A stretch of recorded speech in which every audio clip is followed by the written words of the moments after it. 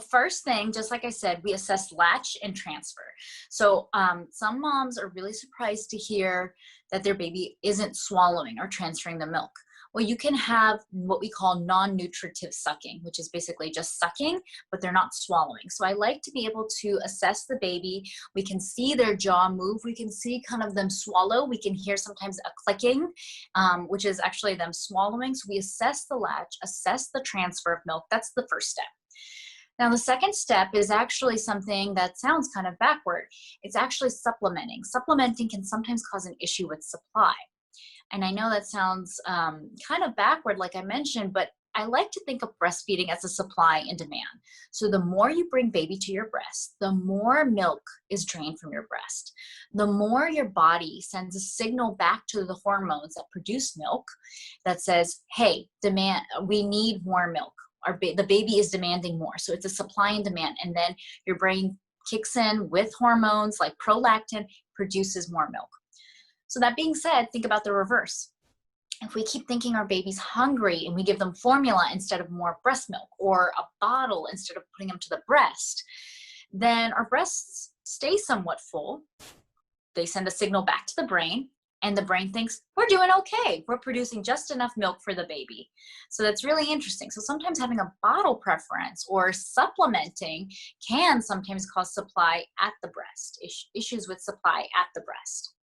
Again, sometimes nipple shields can be really helpful for moms, depending on if they have inverted nipples.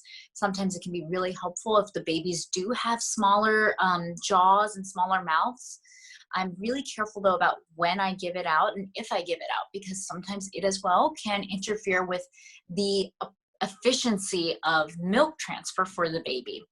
So it's just another barrier basically between the nipple and the baby's mouth. So sometimes a nipple shield being there means not enough milk being removed, and we go right back to the supply and demand issue.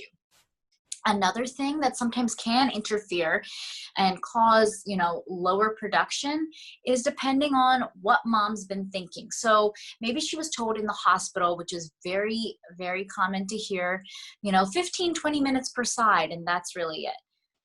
Well, it kind of doesn't work that way, actually. When it comes to breast physiology, I like to tell parents that think of it as a meal. So in the beginning, breast milk has a lot of carbohydrates and protein, which is great, right? You get a little bit of sugar for the baby through carbohydrates, the protein, but then at the very end, the milk has a little higher fat content. I like to think of it like cream, heavy cream, a dessert, let's say. And that cream, that fat content, actually, once the baby gets to what we call the hind milk, so the very end, that's creamier and fattier, it helps to cause a feeling of satiety, like the baby's feeling full. So sometimes when babies don't get enough of the hind milk, they may not really be feeling full all the time either. So sometimes you have to dispel some of those myths. And one thing I want to point out is, we've talked a lot about supply being low. And I think as women, we always think maybe the opposite would be better. Maybe I'd rather have an oversupply so I never have to worry about it. But oversupply, you also do definitely run into issues. You run into issues like mastitis, other breast infections, clogged ducts. Sometimes if you have too much milk, you even run out of places to keep it, and too much for milk as well can be cause the baby to be a little gassy. So I just tell moms, don't worry about necessarily being an oversupplier either, because then you run into another problem.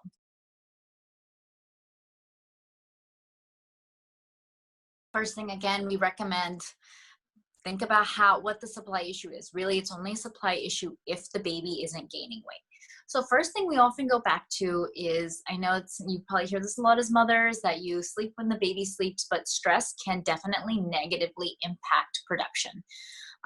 You'll see if you have a stressful day one day, or you don't go to sleep, or you're not drinking enough water, you may have a day where your nursing relationship also feels off because you might not be feeling like you're producing that much. So resting, eating, drinking, sleeping when you can, that all helps. Now, one thing I will say is don't force fluids on yourself. So don't guzzle water, but drink so that you're not thirsty. Oftentimes I tell moms, when you're feeling thirsty at 2 a.m., you probably were behind in your water intake earlier during the day. So just drink to not feeling thirst. And that's really helpful, I think. Second thing is I'm particular about when I tell moms to pump because, again, pumps aren't as good at extracting milk as babies are. But if you are feeling like you could possibly maybe have a supply issue and you want to increase it, not only bringing baby to breast, because again, we're going back to the supply demand, your body will sense that there is a low supply and increase the need for milk. You could possibly try adding in what we call power pumping sessions in between. So you can, let's say you fed baby and put them down and you're about to watch some TV or something or eat now, and you can put on the pump for a little while and let your breast feel a little extra stimulation so that, again, the supply demand can kick in. Some common foods that women like to eat, and they wonder if this can possibly increase their supply. So let's talk about oatmeal and fenugreek, because those are the two most common things. So I'm going to bust a myth here, but there's really no evidence to say that oatmeal necessarily increases supply.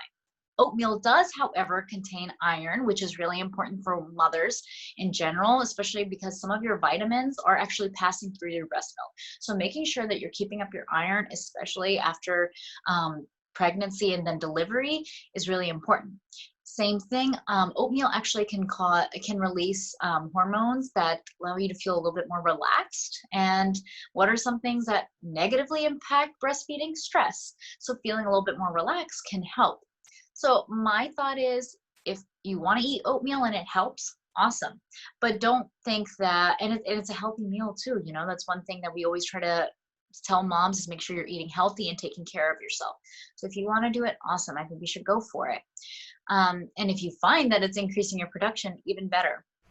Now, fenugreek, I do want to talk about. So fenugreek is commonly thought to increase supply, but what most women don't know is you actually have to take a pretty large dose of it. So about 3,500 milligrams a day, to the point that you actually smell a little bit like maple syrup. Not even a little bit, a lot of it.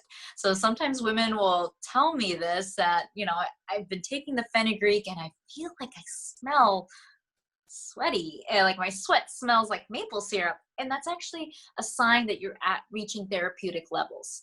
So your sweat and your urine might smell like maple syrup, but that's actually the high doses that you have to take to really reach it.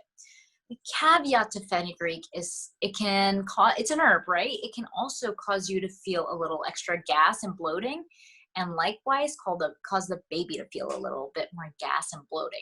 So if you have a fussy baby on your head as well, I think it's kind of hard to say. But I let moms know that. So we busted two big myths there. Now, there are medications we can actually give as well. As I've mentioned, breastfeeding is a hormone-driven process, so we can sort of manipulate the hormones that your breast milk production increases. Again, this would go back to more of the MDs or DOs who are also lactation consultants that prescribe these. So regular lactation consultants wouldn't do this. They don't have prescribing privileges. So if this is something you're concerned about, usually it's your family medicine doctor or your OB doctor who is prescribing this, and they have some knowledge of breastfeeding medicine as well.